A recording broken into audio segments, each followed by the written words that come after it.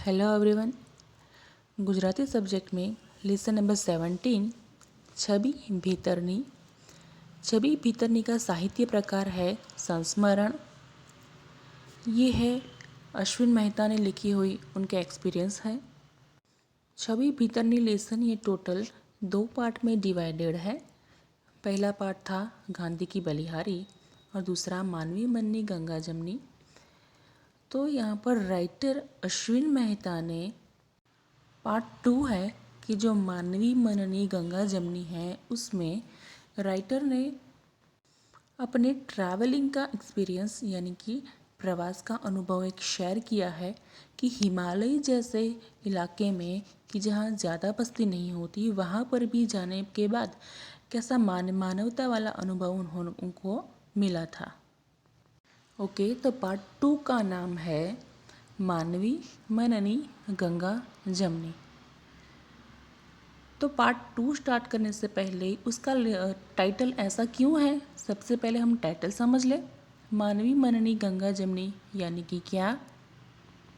तो सबसे पहले हम समझ लें कि गंगा जमुना बहना ये वर्ड हम कब यूज़ करते हैं, जब किसी के आँख से आंसू आते हैं तब हम ये वर्ड यूज़ करते हैं कि गंगा जमुना बहता। तो सेम बात यहाँ पर राइटर के लिए भी है कि हिमालय के प्रवास के दौरान राइटर को एक ओल्ड लेडी यानी कि एक माँ जी की तरफ से इतनी सारी केयर मिली, उनका उस माँ जी ने इतना अच्छे से ख्याल रखा कि कई सालों के बाद ये पूरा प्रवास उसको राइटर कागज़ पे आलेखन कर रहे थे। राइटर को प्रवास के दरमियान हो गई और प्रवास के दौरान जो गुडनेस वाली फीलिंग्स थी, जो भी मेमोरीज थी, वो सब राइटर को याद आ गई और वो लिखते लिखते ही रो पड़े। और इसलिए उन्होंने टाइटल दिया है कि मानवी मननी गंगा जमनी। Page number 84। આજથી 41 વર્ષ અગાઉ મેં હિમાલયનો પહેલો પ્રવાસ એકલ પ્રવાસ કરેલો।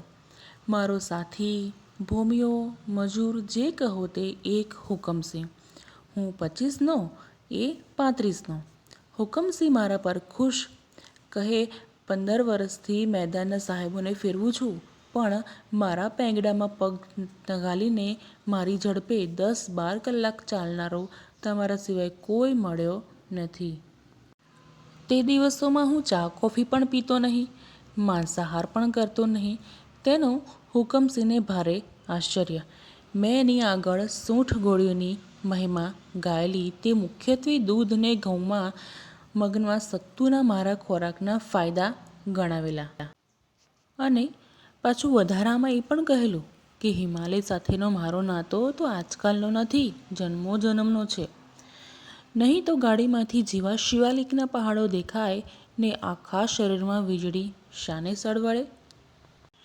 सेकंड एक्सपीरियंस में राइटर हिमालय के प्रवास पे जा रहे हैं। हुक्म सिंह है वो उनका भूमियो यानी कि गाइड है, हेल्पर भी है। राइटर बता रहे हैं कि मैं 25 इयर्स का और वो हुक्म सिंह यानी कि वो 35 इयर्स का है। वो मुझ पर खुश हो गया और बता रहा था कि इतने सालों से मैं कई लोगों को ऐसे हिमालय पैदल ऊपर जा ले जा रहा हूँ, लेकिन आपके जैसे स्फूर्ति आज तक किसी ने बताई नहीं है। और जब राइटर अपने बारे में ये भी बताते हैं कि मैं चाय कॉफ़ी नहीं पीता या फिर मैं मांसाहारी यानी कि नॉनवेज नहीं लेता, तब ये सब सुनकर हुक्म सिंह को आश्चर्य लगा कि अगर नॉनवेज नहीं खाते तो फिर भी उनमें इतनी सारी स्फूर्ति और तेज़ी कहाँ से आई।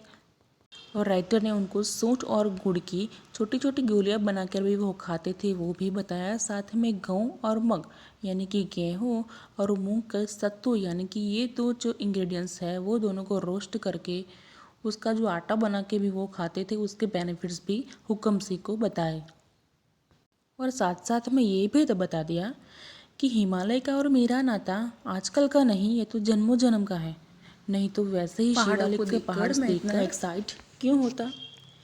सेकंड पैराग्राफ है जो आपकी स्क्रीन पर है, पेज नंबर 84 पर। રાજગરાના લાલગુમ ખેતરોમાં થઈને મોડી સાંજે અમે પાના પહોંચ્યા। ગોંધેલીનો સમય હતો અને વાતાવરણમાં બે બે હંબા હંબાથી ભર્યું હતું। ઘરની ખુલ્લી પરસાળમાં અમારા ધામમાં હતા। મારું દૂધ, સૂંઠ અને સત્તુનું ભોજન હું પતાવતો જ હતો ત્યાં મોટું તપેલું ભરીને બાફેલા બટાકા આવ્યા. આગમાં શેકતા શેકતા બધાએ ખાધા ને વાતમાં હું ઊંઘી ગયો. રાતે કોઈનો હાથ ફરતો હોય એવું મને લાગ્યું ને હું ઝબકીને જાગી ગયો. જોયું તો યજમાન ખેડૂતની ઘરડીમાં મારું ઓઢવાનું સરખું કરતી હતી. પછી ખબર પડી કે માજીને મારી બહુ ચિંતા. રાત્રે પણ 2-3 વાર નજર નાખી ગયેલા અમે તો મોં સૂંજણું થતા વેત નીકળી ગયા. માંડ અડધો ફલાંગ ચાલ્યા હોઈશું ત્યાં એક માણસ અમને પાછો બોલાવી ગયો. માજી શિરામણ કરવામાં રોકાયેલા હતા એટલે વિદાય નહોતા આપી શક્યા. સૌ પ્રથમ એમણે મારા બધા ખિસ્સા જલદારુથી ઠસોઠસ ભરી દીધા.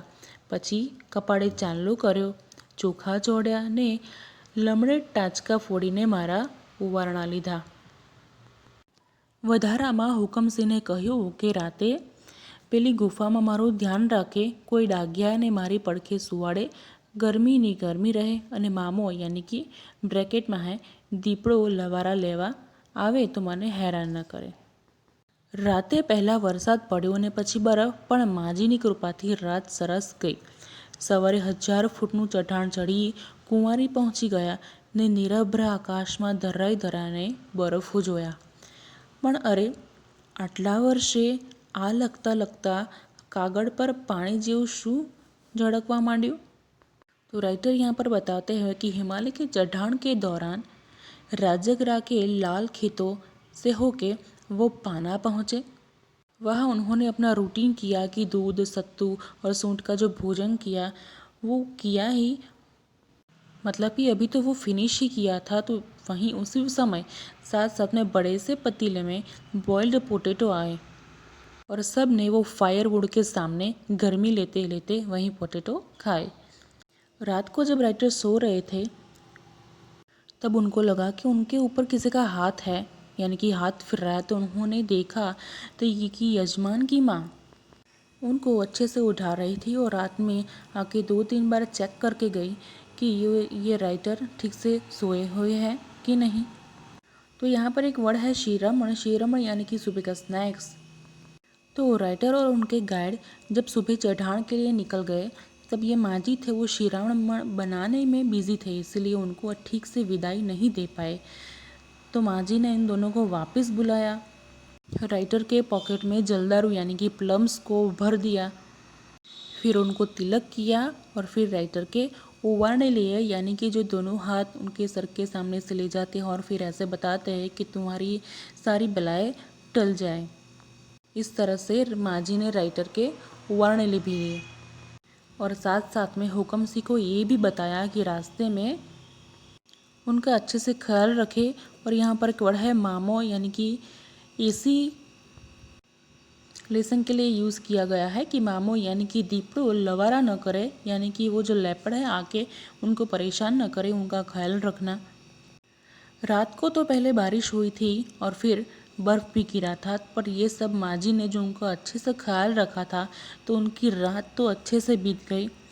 और सुबह जाके 1000 फुट ऊपर चढ़ के, यानी कि 1000 फुट का चढ़ान ले लिया, फिर कुंवारी पहुंच गए और वहां जाके उन्होंने देखा कि पूरा आकाश बर्फ़ से छाया हुआ था. तो वहीं देखने का उन्होंने लुत्फ़ उठाया. तो यहाँ पर राइटर बता रहे हैं कि इतने सालों के बाद भी मैं जब यहाँ पर कागज़ पे मेरे हिमालय का प्रवास का वर्णन कर रहा हूँ तो कागज़ पे ये पानी जैसा क्या दिख रहा है. तो राइटर को हिमालय के प्रवास के दौरान उस माजी से इतनी सारी केयर और फीलिंग्स मिली, तो उस वजह से राइटर की आंखों में से गंगा जमुना बहने लगी है. तो हमारा यहाँ पे ये टाइटल भी बिल्कुल यथार्थ है.